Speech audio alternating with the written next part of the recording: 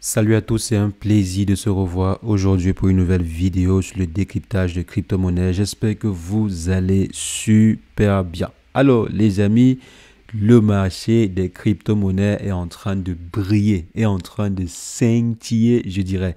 Donc on voit là que le Bitcoin a fait plus de 2,4% aujourd'hui pour toucher presque les 36 000 dollars. Presque les 36 000 dollars. Sur certaines plateformes d'échange, le Bitcoin a touché les 36 000 dollars parce que vous savez que les prix ne sont pas toujours les mêmes sur les plateformes d'échange centralisées comme vous voyez par exemple ici en bas. Donc le Bitcoin a touché presque les 36 000 dollars aujourd'hui. Donc cette nuit, si je me suis réveillé, j'ai vu la hausse en question. Et on voit que de façon générale, si on essaie de checker le marché global, on voit qu'on est plutôt sur du vert en 24 heures. Donc si je viens par exemple ici, vous voyez c'est du vert presque partout. À part le projet DAI qui est un stablecoin. Donc de façon générale, c'est presque du vert partout. Il n'y a que quelques projets recalcitrants qui sont là. Mais de façon générale, le marché a bondi et on va rapidement voir pourquoi c'est le cas dans cette vidéo. Et il y a déjà plusieurs analystes qui prévoient que ceci soit le début de notre fameux bull run tant attendu. Donc apparemment, la chute qui était prévue n'aura plus réellement lieu. Je parle en fait de la chute qu'il y a toujours eu avant le halving. Donc quelques mois avant le halving, il y avait toujours une petite correction. Bon, une petite ou bien grande correction avant l'événement en question. Mais apparemment, ça n'aura plus réellement lieu. Dites-moi ce que vous en pensez en commentaire. Est-ce que vous pensez que le Bitcoin pourrait encore toucher les 21 000 dollars parce que les prévisions étaient en fait aux alentours de 21 000 dollars. Plusieurs personnes prévoyaient que comme avant, donc comme ce qu'il y avait eu lors des anciens bull runs, que la correction amène le Bitcoin à 21 000 dollars. Donc, est-ce que vous pensez que le Bitcoin pourrait encore toucher les 21 000 dollars? Donc, le Bitcoin redescendrait encore jusqu'à ce niveau. Donc là, nous sommes à 29 000, non à 21 000 ici. Donc, est-ce que vous pensez que le Bitcoin peut encore toucher ce point-ci? Donc, les 21 000 dollars. Dites-moi ce que vous en pensez en commentaire. On va en débattre ensemble. Donc, on voit ici que le Bitcoin a vraiment fait une grosse remontée. Je dirais depuis décembre 2022. Si on vient par exemple ici et qu'on essaie de checker, depuis décembre 2022, le marché est à la hausse. Donc, depuis en fait la chute, la grosse catastrophe, la grosse correction qu'on a eu ici, qui a envoyé le Bitcoin aux enfers, donc touché les 16 000 dollars. Depuis lors, le Bitcoin a commencé en fait son ascension, comme vous voyez à ce niveau-ci. Donc, c'est une très très belle ascension. Et regardez vous-même, l'ATH n'est plus si loin que ça. L'ATH est à moins de 100%. Donc, l'ATH est en fait à moins d'un fois 2. Donc, si on vient ici, on est à 35 000 dollars. Si on fait fois 2, ça nous renvoie à 70 000 dollars. Donc, on est très bas, on est à moins de 100% les amis. Ça veut dire que vous pouvez très bien vous réveiller un matin et trouver le Bitcoin à 50 000 dollars, voire 60 000 dollars. Donc, avec juste une croissance de 10, 20 ou 30% là, le Bitcoin pourrait se rapprocher très, très rapidement de son ancienne ATH. Donc, il y a vraiment de fortes chances qu'on soit en train de vivre là le début du bull run. Maintenant, pourquoi c'est maintenant qu'on est en train de voir ceci? Qu'est-ce qui a réellement causé cette hausse du marché? Donc déjà, on connaît l'enthousiasme autour des ETF. Donc là, vraiment, on en a parlé énormément sur la chaîne et également sur les réseaux sociaux. Donc ça, vous connaissez. À la suite de la réunion du FOMC, la Fed a décidé de ne plus augmenter, de ne pas augmenter ses taux directeurs. Donc ils ont en fait décidé de maintenir cela entre 5,25 et 5,50.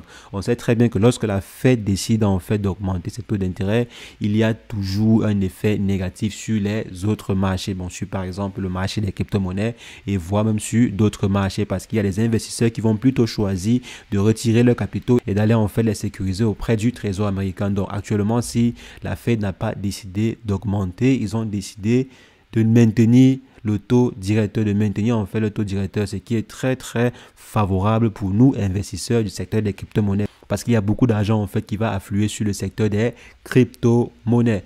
Et maintenant, il y a environ 74% de chances. Donc, comme on voit par exemple ici, les acteurs du marché estiment désormais qu'il y a 74% de probabilité que la Fed maintienne ses taux au niveau actuel en janvier, lors de la prochaine évaluation. Donc, que ce taux-ci soit maintenu même jusqu'en janvier. Et il y a même 59% de chances que ce taux-ci commence à être diminué. Donc vraiment, on a passé presque un an, voire même plus, à augmenter les taux directeurs pour essayer de contenir l'inflation et essayer de gérer la crise auquel faisaient face presque tous les gouvernements. Donc apparemment, l'heure de baisser aurait. Donc comme vous voyez ici, c'est 59%, c'est pas vraiment très élevé. Donc 59% de chances que ceci commence à être réduit à partir de mi-2024, donc à partir de l'année prochaine. C'est vraiment des très bonnes nouvelles. Et c'est suite à ceci qu'on a vu donc le marché des crypto-monnaies a réagi très positivement. Et c'est une très bonne nouvelle. Croyez-moi les amis, c'est vraiment une très bonne nouvelle. Il y a de fortes chances que on ne voit plus vraiment le Bitcoin redescendre jusqu'à certains niveaux. Et il y a des investisseurs qui prévoient que le Bitcoin puisse faire minimum du x10. Minimum du x10. Et ceci est très compréhensible. Pourquoi? Parce que lors de l'ancien ATH, donc lorsque le Bitcoin avait atteint ce sommet-ci, il n'y avait pas autant d'implication des mastodontes dans le secteur des crypto-monnaies. Il n'y avait pas autant d'engouement autour des crypto-monnaies. Il n'y avait pas autant de solutions en fait dans le secteur des crypto-monnaies. Aujourd'hui, on voit JP Morgan qui a décidé d'incorporer les blockchains à ses propres solutions. On voit XRP qui est en train de collaborer avec des gouvernements pour mettre sur pied des solutions de crypto-monnaies ou bien des stablecoins. On voit qu'il y a par exemple BlackRock qui est en train de vouloir mettre sur pied des ETF pour faciliter en fait l'investissement dans le secteur des crypto-monnaies. Donc c'est la raison pour laquelle il y a plusieurs investisseurs qui prévoient que ce bull run-ci, les amis, sera un bull run à nul autre pareil. Le bull run qui va arriver maintenant sera un bull run à nul autre pareil. C'est vrai quand même que le meilleur bull run reste ce bull run-ci. Le meilleur bull run reste le bull run de depuis longtemps. Donc, lorsqu'on est par exemple quitté d'un Bitcoin à 22 centimes, donc là même à 6 centimes comme ici en 2010, à presque 16 000 $, disons, en 2018. Ça, c'est le meilleur bull run. Je pense qu'il n'y aura plus jamais ce genre de bull run parce que en quittant de 0,05, donc de 5 centimes à 10 000 $, on a fait un score pas possible. On a fait une croissance pas possible. C'est vrai aussi que j'extrapole un peu quand je dis qu'il s'agit d'un bull run. Donc si on essaie de considérer cela de la période de 2011 par exemple à 2014 ou 2017, on ne peut pas réellement considérer cela comme bull run parce que entre cette période-ci, il y a eu également des cycles. Mais actuellement, si vous allez voir les amis, on va vivre l'un des cycles les plus intéressants. On va vivre l'un des bull runs les plus puissants depuis la création du marché. Donc, on est actuellement, si on essaie de voir combien vaut le marché des crypto-monnaies, actuellement, si on est à 1,7 trillion, 1,3 trillion. Donc, c'est pas aussi énorme que, par exemple, les 3 trillions qu'on avait atteints lors de l'ancien ATH. Mais il y a de fortes chances qu'on atteigne très facilement, vraiment très facilement les 10 trillions, voire même plus. Je mise un secteur des crypto-monnaies à son apogée à minimum 30 trillions.